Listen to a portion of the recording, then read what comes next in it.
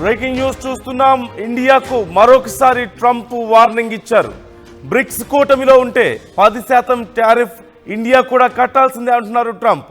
అమెరికాను ఇబ్బంది పెట్టేందుకు బ్రిక్స్ ఏర్పాటు చేశారని, బ్రిక్స్ కూటమిలోని అన్ని దేశాలపైన 10% టారిఫ్ విధిస్తామంటూ ట్రంప్ హెచ్చరికలు జారీ చేసిన విషయం మనకు తెలిసిందే.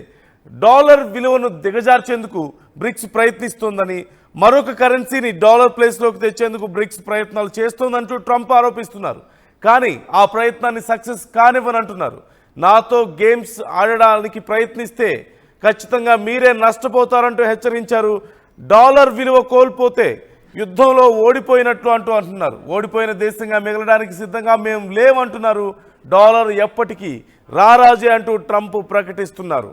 బ్రిక్స్ దేశాల సదస్సు 11 దేశాలు సమావేశమైన విషయం మనకు తెలిసిందే బ్రెజిల్లో. ఈ నేపథ్యంలో ఈ సదస్సులో ప్రధానంగా ఈ మధ్య కాలంలో ట్రంప్ తీసుకొచ్చినటువంటి కొత్త టారిఫ్ విధానానికి సంబంధించి చర్చించారు. ఆ విషయంపై కొంత వ్యతిరేకత వ్యక్తమైంది. ఈ నేపథ్యంలో ట్రంప్ ఈ విషయం మీద సీరియస్ అయ్యారు. ఈ బ్రిక్స్ దేశాలు ఏవైతే ఉన్నాయో 11 దేశాలకు సంబంధించి ఎక్స్ట్రా టారిఫ్, ఇప్పుడు పెంచినటువంటి టారిఫ్లకి మళ్ళీ ఇంకో అదనంగా 10% టారిఫ్ నేను విధిస్తాను అంటూ ట్రంప్ హెచ్చరికలు జారీ చేశారు. ఒకవేళ భారత్ కూడా ఈ బ్రిక్స్ దేశాల్లో ఉంది కాబట్టి భారత్ కూడా ఖచ్చితంగా చెల్లించాల్సిందే ఎక్స్ట్రా % టారిఫ్ అంటూ ఆయన చెప్పినట్లుగా తెలుస్తుంది. భారత్ నాకు మంచి మిత్రదేశం అంటూ ఈ మధ్య పెంచినటువంటి ఎక్స్ట్రా టారిఫ్ల విషయంలో కూడా చర్చించడానికి సిద్ధం అంటూనే ఓవైపు, మరోవైపు ఈ 10% కంపల్సరీగా భారత్ కూడా చెల్లించాల్సి వస్తుంది అందులో మెంబర్గా ఉంటే అంటూ ట్రంప్ హెచ్చరించడాన్ని ఎలా చూడాలి అనేది ఇక్కడ ఒక పెద్ద ప్రశ్న వస్తుంది. అంటే ట్రంప్ ఏమైనా ఎక్స్పెక్ట్ చేస్తున్నారా భారత్ బ్రిక్స్ నుంచి బయటికి రావాలని? భారత్కి సొంతగా నిర్ణయాలు తీసుకునే అవకాశం లేదని చెప్తున్నారా? తమకు మిత్రదేశంగా ఉండాలంటే తాము చెప్పిందే వినాలని ట్రంప్ చెప్తున్నారా? అలాగే డాలర్ విలువకు సంబంధించి కూడా ట్రంప్ కీలక వ్యాఖ్యలు చేస్తున్నారు. డాలర్ విలువ తగ్గుతూ వస్తుంది. ప్రపంచవ్యాప్తంగా డాలర్కు ఉన్నటువంటి బలం సహజంగా తగ్గడాన్ని ఈ మధ్యకాలంలో మనం చూస్తూనే ఉన్నాం. విశ్లేషకులు కూడా ఇదే అభిప్రాయాన్ని వ్యక్తం చేస్తున్నారు. మున్ముందు డాలర్ వాల్యూ మరింత పడే అవకాశం ఉంది అంటున్నారు. ఈ నేపథ్యంలో ట్రంప్ కొంత మేకపోతు గాంభీర్యాన్ని ప్రదర్శిస్తున్నటువంటి పరిస్థితి కూడా మనకు కనిపిస్తుంది. ఓవైపు డాలర్ని ఎవరు ఏం కదపలేరు, ఏం చేయలేరు, దాని విలువ తగ్గదు, అమెరికాకు వచ్చిన నష్టం ఏం లేదు అసలు బ్రిక్స్ వల్ల అంటూ ఆయన చెప్తూనే, మరోవైపు బ్రిక్స్ దేశాలు డాలర్ని దెబ్బతీయడానికి ప్రయత్నిస్తున్నాయి. ఒకవేళ అలాంటివి చేస్తే మాకు నష్టం జరుగుతుంది, మేము దానికి ఒప్పుకోము, ఎక్స్ట్రా 10% టారిఫ్ వేస్తాం, బ్రిక్స్ దేశాల మీద మేము చర్యలు తీసుకుంటాం, కుట్రపూరితంగా వ్యవహరిస్తున్నారని కూడా చెప్తున్నారు. అంటే ఇక్కడ 2 నాలుకల ధోరణి. ప్రతి విషయంలో కూడా ట్రంప్ వైఖరి మనకు కనిపిస్తూనే ఉంది. ఏ విషయంలో అయినా సరే ఏది ఆయనకంటూ ఒక పర్టికులర్గా క్లారిటీ ఉండదు. ఇక్కడ మరొకసారి కనిపిస్తుంది. ఓవైపు మమ్మల్ని ఏం చేయలేరు అంటూనే ఇంకోవైపు మీ వల్ల మాకు నష్టం జరిగే అవకాశం ఉంది, మా మీద కుట్ర చేస్తున్నాయి బ్రిక్స్ దేశాలన్నీ కూడా, మీ మీద ఎక్స్ట్రా మళ్ళీ 10% టారిఫ్ విధిస్తాను, ఇప్పుడు పెంచినటువంటి టారిఫ్లకు అదనంగా నేను ఎక్స్ట్రా విధిస్తాను అంటూ ట్రంప్ హెచ్చరికలు జారీ చేస్తున్నారు. ఒక్కసారి ఈ ట్రంప్ వ్యాఖ్యల నేపథ్యంలో బ్రెజిల్ అధ్యక్షులు కూడా రెస్పాండ్ అయ్యారు. వారి వ్యాఖ్యలు ఏ విధంగా ఉన్నాయో ఒకసారి చూద్దాం. India, Brazil. That's right. They have to pay 10% if they're in BRICS, because BRICS was set up to hurt us. BRICS was set up to degenerate our dollar and take our dollar as the standard, take it off as the standard. And that's okay if they want to play that game, but I can play that game too. So anybody that's in BRICS is getting a 10% charge. Is that immediate, sir? Or Yeah, is that pretty if soon. they engage in some behavior? Well, if they're a member of BRICS, they're going to have to pay 10% tariff. Just for that one thing, and they won't be a member long. I thought BRICS was, I said this about a year ago, and it largely broke up. But, there are a couple that hang around, but I thought it largely broke up. BRICS is not, in my opinion, not a serious threat. But what they're trying to do is destroy the dollar so that another country can take over and be the standard. And we're not going to lose the standard. At any time, if you have a smart president, you will never lose the standard. If you have a stupid president like the last one, you would lose the standard. You wouldn't have the dollar as you. And if we lost the world standard dollar, that would be like losing a war, a major world war. We would not be the same country any longer. We're not going to let that happen. The dollar, you ever hear the expression, dollar is king? The dollar is king. We're going to keep it that way, okay? And I'm just saying, if people want to challenge it, They can, but they're going to have to pay a big price. And I don't think any. Nem acho que eu deveria comentar, porque eu não acho uma coisa muito responsável e séria um presidente da República de um país do tamanho dos Estados Unidos ficar ameaçando o mundo através da internet. Não é correto. Sabe? Ele precisa saber que o mundo mudou. Sabe? Não queremos imperador. Nós somos países soberanos. Se ele achar que ele pode taxar, os países têm o direito de taxar também. Existe a lei da reciprocidade. Eu acho muito equivocado e muito irresponsável um presidente ficar ameaçando os outros em rede. Trump క్లియర్గా ప్రపంచ దేశాలను హెచ్చరిస్తున్నారు, bricks దేశాలను హెచ్చరిస్తున్నారు. Dollar మీద కుట్ర జరుగుతోంది అని, డాలర్ నష్టపోయే అవకాశం ఉందంటూ ఆయన భయపడ్డాన్ని ఇక్కడ మనం ఖచ్చితంగా చూడొచ్చు. ఈ నేపథ్యంలో ఖచ్చితంగా డాలర్ మీద కుట్ర చేస్తున్నారు, డాలర్ విలువ తగ్గించే ప్రయత్నం చేస్తున్నారు కాబట్టి మేము తిరిగి చర్యలు తీసుకుంటాం, ఎక్స్ట్రా 10% టారిఫ్లు మేము వేస్తాం అంటూ హెచ్చరికలు జారీ చేస్తున్నారు. మరి భారత్ సంగతి ఏంటి? మరి మీకు మంచి మిత్రదేశం కదా అని అడిగితే అందులో మెంబర్ అయినప్పుడు ఖచ్చితంగా భారత్ కూడా చెల్లించాల్సిందే అంటూ చెప్తున్నారు ఖరాఖండిగా. మరోవైపు బ్రెజిల్ అధ్యక్షుడు మాట్లాడినటువంటి మాటలు మనం చూసాం. మాకేమీ రాచరికం ఏం లేదు ఇక్కడ, పైన పెత్తందారి ఎవరు లేరు అని చెప్పి మాట్లాడుతున్నటువంటి మాటలు కూడా మనం చూస్తున్నాం. ఖచ్చితంగా ఇది మంచి అప్రోచ్, ఖచ్చితంగా ఇలాగే ఉండాలి అప్రోచ్. ఇన్నేళ్ల పాటు ప్రపంచ దేశాలను తమ ఒక నియంతలాగా వ్యవహరిస్తూ చాలా దేశాలను తమ గుప్పిట్లో పెట్టుకొని తమ మాట వినకపోతే ఆ దేశ అధ్యక్షుల్ని ఏదో ఒక రకంగా యుద్ధం చేసి కానీ, లేదంటే అంతర్యుద్ధాలు సృష్టించి కానీ, కుట్రలు చేసి కానీ, ఏదో ఒక రకంగా ప్రపంచ దేశాల మీద కుట్రలు చేసి అనేక దేశాలను నాశనం చేసినటువంటి చరిత్ర అమెరికాకు ఉంది. అలాంటి వైఖరి అవలంబిస్తూ వస్తుంది అమెరికా. అనేక దేశాల్లో అదే పరిస్థితి మనం చూసాం. ఇప్పుడు కనీసం ప్రపంచ దేశాలు సమిష్టిగా అమెరికా యొక్క ఈ వైఖరిని ఎదుర్కోవడానికి సిద్ధమవుతున్నటువంటి తీరు మనకు కనిపిస్తోంది. ఇదే ట్రంప్ భయం, అసలైన భయం ఇదే.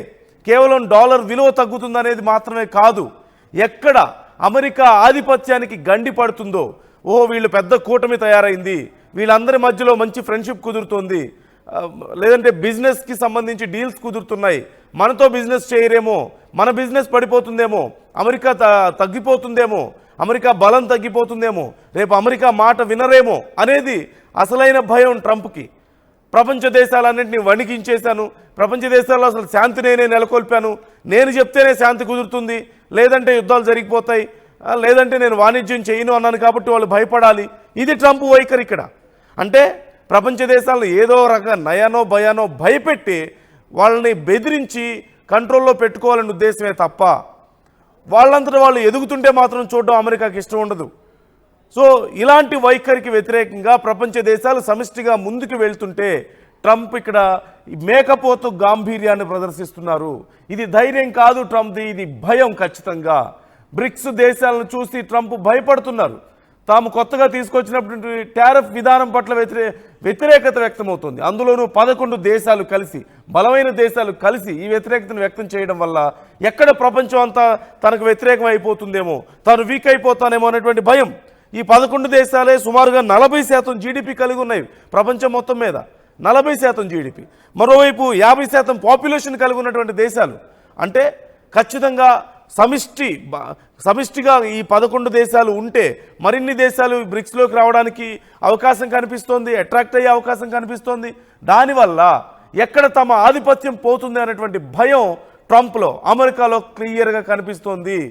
అందుకే ఇలాంటి ప్రయత్నాలు చేస్తున్నాడు. కానీ ఖచ్చితంగా ఇప్పుడున్నటువంటి పరిణామాలు చూస్తే అమెరికా ఈ మేకపోతు గాంభీర్యానికి బెదిరేటువంటి, తాటాకు చప్పళ్లకు బెదిరేటువంటి పరిస్థితి లేదు ఎక్కడా కూడా. సిరియానే బెదరడం లేదు అమెరికాకి, ఇండియా బెదురుతుందా? సిరియానే బెదరడం లేదు అమెరికాకి, బ్రెజిల్ బెదురుతుందా? చైనా బెదురుతుందా? రష్యా బెదురుతుందా? దక్షిణాఫ్రికా బెదురుతుందా? బ్రిక్స్లో ఉన్న 11 దేశాలు ఎందుకు బెదురుతాయి? సిరియా లాంటి దేశమే అవసరమైతే తిరిగి అమెరికా స్థావరాలను ధ్వంసం చేయడానికి సిద్ధమైంది మొన్న యుద్ధం జరిగినప్పుడు.